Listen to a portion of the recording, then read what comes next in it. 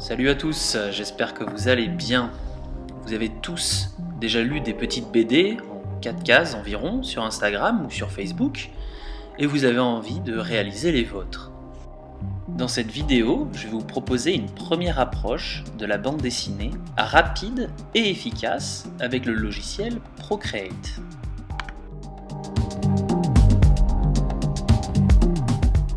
Avant tout, commencez par noter vos idées quelque part. Dans mon cas, le personnage sera Blut, qui trouvera une potion magique, qui pourra le rendre plus fort. Il va donc boire la potion, se transformer, et là, il y aura un gag par rapport à la transformation. Voilà qui est fait, on peut donc passer au dessin. Pour commencer, on va créer une nouvelle feuille, format carré, qui sera adaptée aux réseaux sociaux.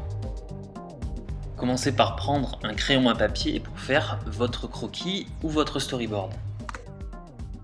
Placez vos personnages, les éléments essentiels, tout ce qui pourra faciliter plus tard votre dessin. Vous voyez que je m'attarde plus sur la dernière case, celle qui sera plus détaillée plus tard. Enfin, surtout parce que j'ai du mal à dessiner les fusils. Prenez maintenant un feutre, puis créez un nouveau calque. Je n'ose même pas vous expliquer la galère que vous aurez si vous faites directement votre ancrage sur votre crayonné. Activez le guide de dessin pour afficher la grille. Puis, cliquez sur Modifier guide de dessin. En bas de la page, activez le bouton de dessin assisté. Puis, vous pouvez faire varier la taille de la grille à votre guise. En haut, cliquez sur OK pour revenir à votre dessin. À présent, les traits que vous allez tracer vont être hyper droits. Choisissez l'épaisseur de trait qui vous convient pour vos cases, puis tracez-les. Le trait sera droit. Excellent! Revenez ensuite dans Modifier guide de dessin, puis désactivez le dessin assisté. Pensez à créer des calques distincts pour le fond, les écritures et les personnages, ce qui vous évitera à l'avenir de grosses emmerdes. Pensez à ajuster la taille de la grille pour vous aider à mieux écrire.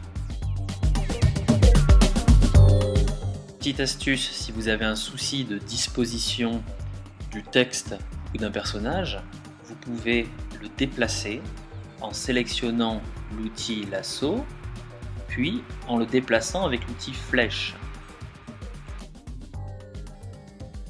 Sur un nouveau calque, avec le pinceau de votre choix, réalisez l'ancrage de vos dessins. Vous pouvez choisir d'utiliser de la couleur pour mettre en relief vos dessins.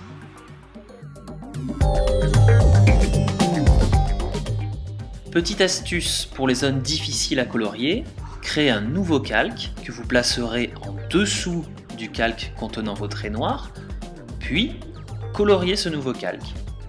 Comme il est au-dessous, votre couleur ne dépassera pas sur les traits noirs. Cette astuce est valable pour toutes les zones difficiles à colorier.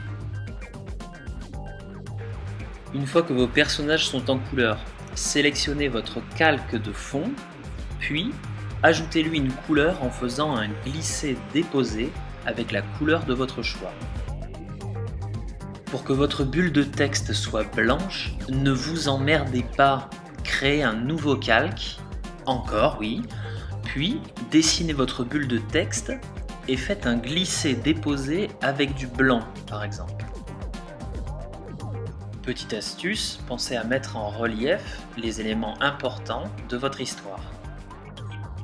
Petite astuce, pensez à faire des rappels de couleurs dans les différentes cases de votre histoire pour guider la compréhension du lecteur.